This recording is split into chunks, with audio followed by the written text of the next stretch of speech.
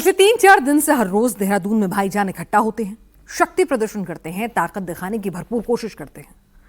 4 मार्च को भी कुछ ऐसा ही हुआ, फिर 5, फिर 7 मार्च को भी यही तस्वीर आई।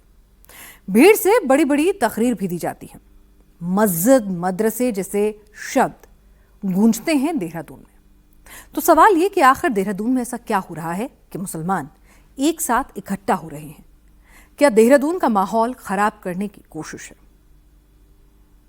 एनडीडीए प्रशासन मुर्दाबाद, मुर्दाबाद, मुर्दाबाद। जिला प्रशासन मुर्दाबाद, मुर्दाबाद, मुर्दाबाद।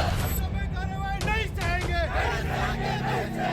जिला प्रशासन मुर्दाबाद, मुर्दाबाद, मुर्दाबाद। इसके लिए अगर हमें और आगे भी जाना होगा तो देवभूमि उत्तराखंड में इतनी बड़ी तादाद में भाईजान अचानक सड़क पर कहां से आ गए? इसके लिए अगर हमें और आगे भी जाना होगा तो आपने और ज्यादा तादाद में ऐसे इकट्ठे होना है। आप सबसे निवेदन है, पीछे वालों से बैठ जाइए, प्रशासन से जवाब लेना है। भाई देखिए, बिना नोटिस के कार्रवाई नहीं कर सकता कोई भी प्रशासन। बैठ जाओ भाई, तानाशाही को नहीं बैठ जाओ, यहाँ छोड़े जाओ, जैसे बैठ जाओ। उत्तराखंड को देवभूमि कहा जाता है, जहां हिंदुओं के कई तीर्थ हैं। वहां पर अवैध मदरसे, मजार, मस्जिद की लाइन लग गई थी। जब इन पर बुलडोजर चला, डेमोग्राफी बदलने की साजिश को तोड़ दिया गया, तो सड़क पर भाईजान शक्ति प्रदर्शन करने उतर आए। मदरसों पर कार्रवाई नहीं सहेंगे, मदरसों पर कार्रवाई नहीं सहेंगे, तानाशाही नहीं चलेगी, नहीं चलेगी, नहीं चलेगी। पूरे उत्तराखंड में जमीन कब्जा कर अवैध रूप से बनाए गए मदरसे और मस्जिदों के खिलाफ धामी सरकार विशेष अभियान चला रही है। और हाल ही में उत्तराखंड के विकास नगर में 11 अवैध मदरसे सील किए गए हैं। एक मस्जिद भी सील की गई है। जिन मदरसों को सील किया गया है, ना तो वो मदरसा बोर्ड से रजिस्टर्ड थे और ना ही वो वैध नक्शा पास कराकर बनाए गए थे। अवैध मदरसों के खिलाफ प्रशासन का हंटर चला। अवैध मदरसों पर एक्शन हुआ तो भाईजान भड़क गए।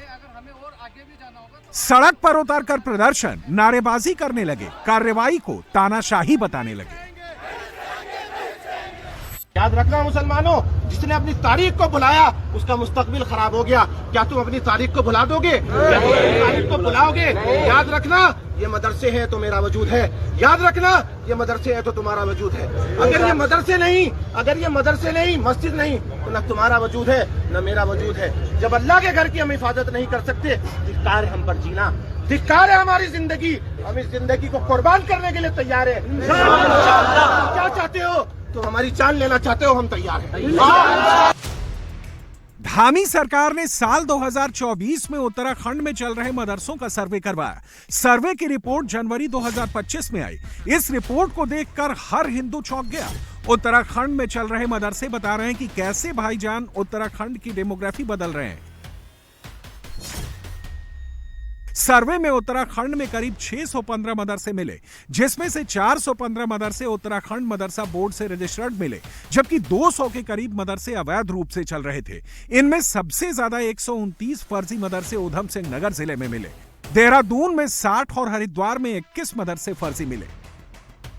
अब इन अवैध मदरसों पर एक्शन शुरू हो गया है। देहरादून में 11 मदरसों को सील किया गया तो भाईजान भड़क गए। कार्रवाई के खिलाफ देहरादून के विकास नगर में एसडीएम दफ्तर को हजारों मुस्लिमों ने घेर लिया।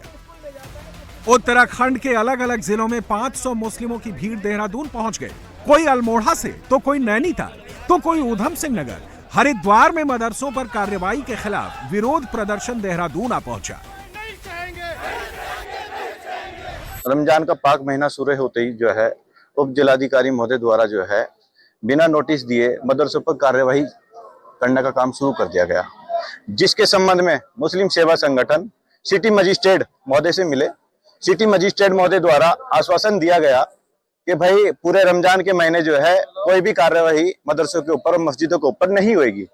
हम लोग आश्वासन लेके घर बैठ गए, लेकिन उप जिलाधिकारी महोदय कार्यवाही से नहीं रुके।